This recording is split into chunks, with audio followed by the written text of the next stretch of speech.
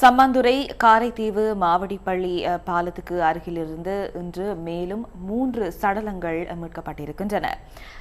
மദ്രസா மாணவர்களை ஏற்றிச் சென்ற உளவு இயந்திரம் கவிழ்ந்து விபத்துக்குள்ளான அதே இடத்தின் அருகில் இருந்து இந்த 3 சடலங்களும் மீட்கப்பட்டிருக்கின்றன. இதன் அடிப்படையில் இந்த மாவடிப்பள்ளி பாலத்துக்கு அருகில் இருந்து மீட்கப்பட்ட சடலங்களின் எண்ணிக்கை 7ஆக அதிகரித்திருக்கின்றது.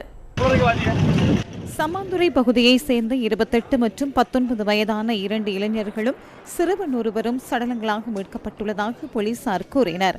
காரைதீவு மாவடிப்பள்ளியை அண்மித்த பாலத்தில் உளவு இயந்திரம் ஒன்று நேற்று முன்தினம் கவிழ்ந்த விபத்துக்குள்ளான போது காணாமற் போனவர்களே இவ்வாறு சடலங்களாக மீட்கப்பட்டுள்ளனர்.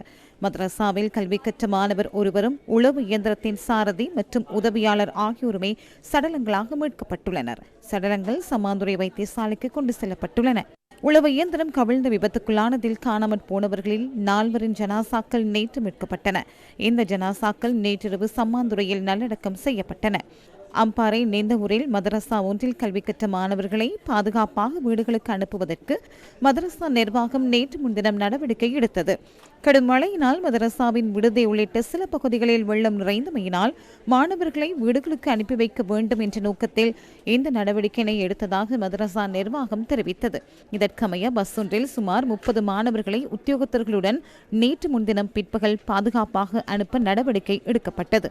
ஏனைய மாணவர்களை வீடுகளுக்கு அனுப்பிய போதிலும் மாவடிப்பள்ளி பகுதி வீதியில் வெள்ளம் நிறைந்தமையினால் சம்மாந்துறைக்கு செல்ல வேண்டிய மாணவர்களை உளவு இயந்திரம் ஒன்றில் ஏற்றியுள்ளனர்.